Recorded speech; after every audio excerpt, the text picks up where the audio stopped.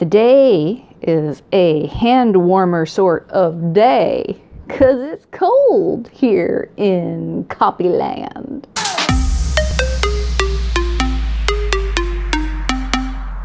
Hi everyone, I am Robyn. I am the Copy Bitch. This is Stewie, my sidekick sloth, and today we're going to talk about blogging and copywriting. What's the difference?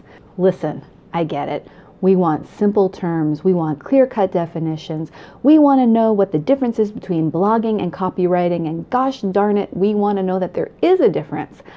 Unfortunately, I'm here to break your heart a little bit because the fact of the matter is it's a very loosey-goosey world when it comes to copywriting. If you've watched my other video on what is copywriting, you already know that. So now I'm going to confuse things even more because that's what I love to do.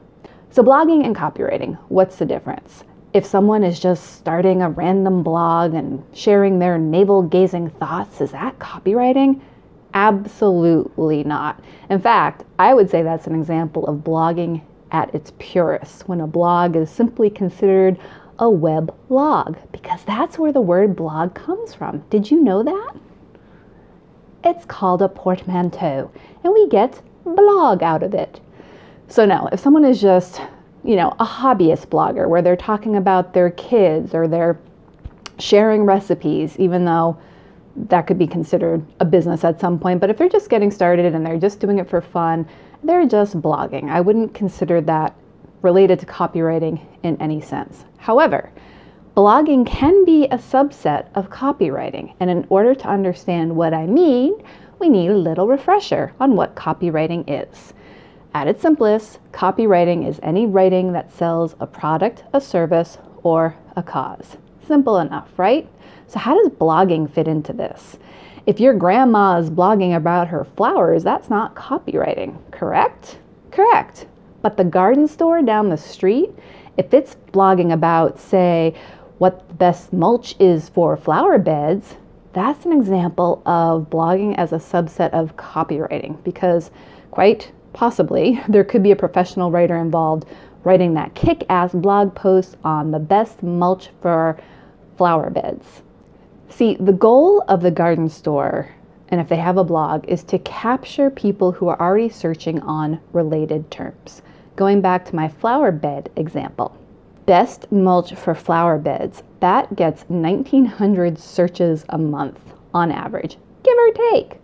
So if it writes a blog post about that and it captures some traffic, like if it writes a really good blog post about that, because it is a competitive phrase, and it captures some traffic, there's a good chance that that person who's reading it, if the blog has actually answered the question and has done its job, might take some sort of important action, like following the company on social media or subscribing to the blog so that they get more blog posts from the company, or maybe ordering something right online or visiting the store if it's local. See how it works? That's how blogging is a subset of copywriting, because now that blog content is actually selling, ultimately, a product, a service, or a cause. In this case, it's selling the lawn care services and the garden services and the mulch for the flower beds.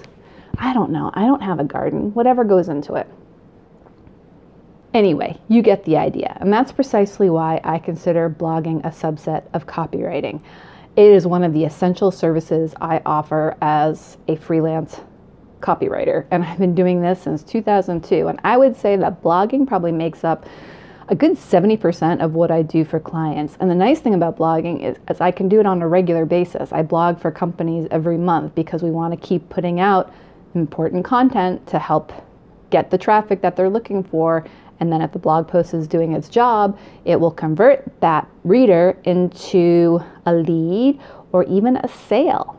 Today alone, I blogged about vaginal atrophy, how to market a senior living community, social media screening, and new pot laws, as well as how to be successful in beauty school. As you can see, quite the variety, which I like. But all of these blog posts have a very specific purpose. And no, not every single one is going to lead to an immediate sale or customer or anything like that. In marketing, jargon alert, we have what's called the top of the sales funnel. So you have people at the top of the sales funnel who are just doing their initial research, looking for the best mulch for their flower beds. They're not quite ready to buy. They want to do their due diligence, and so they're reading. But you're getting them in at the top of the funnel. That's why if a blog post can get someone to subscribe to the blog or follow on social media or sign up for a newsletter, that's great, because now that garden company can continue marketing to that prospect with other relevant, helpful content that someone like me or someone like you will write. See how it works? See how it all comes together? I think in this business, especially if you're looking at other YouTube videos or definitions, we get caught up. We want something really concrete. And like I said, it's loosey-goosey. I call myself a freelance copywriter. I call myself a content marketer. I call myself a freelance writer without any content or copy in there. Sometimes I just call myself a writer. When I'm introducing myself and someone says, "Oh, what do you do for a living?" I often will just say, "I'm a writer." And then I will expand by saying I write for businesses, plus I also write fiction on the side, and it goes from there. For tax purposes, the IRS sees me as a writer. So don't get too caught up on blogger versus copywriter versus content marketer versus content creator. Yes, there are some more official definitions, but at the end of the day, if you're a freelance copywriter, I guarantee you're going to be doing a good amount of blogging. And what happens when you blog for a client? Here's my process. I will do keyword research in SEMrush. I will then create a blog editorial calendar for the client, usually a quarter, sometimes a half year, and I always make sure it works in conjunction with other marketing campaigns that are going on, the newsletter, the social media posts, podcasts, all that sort of stuff, because you don't want your editorial calendar to be operating in some sort of marketing silo. It all should be working together and supporting one another. From there, I will talk to subject matter experts if I need to. I will do research. Then I actually get down to the drafting of the blog post.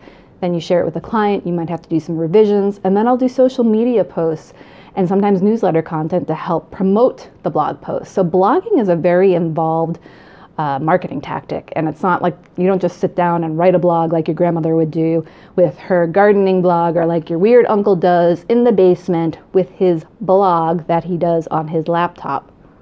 And then even after the blog post is published, I still monitor the analytics, the traffic. Refreshing previously published blog posts is a strategy that I try to employ with my clients as well, because sometimes you have a blog post that needs a little extra lovin' because maybe it didn't get the traffic you were expecting, or maybe it's not the best keyword phrase, or maybe there's one that's really performing well and you want to study that and see why it's doing so well. So there's a lot that goes into blogging. It's an important subset of copywriting. So that's my answer, and I'm sticking to it when you ask me about blogging and copywriting and what the difference is. You know the deal. If you like this blog post, give it a thumbs up. If you didn't like it, just walk away, please. And what do we say, Suey? Don't forget to subscribe, and we'll see you next time. Bye.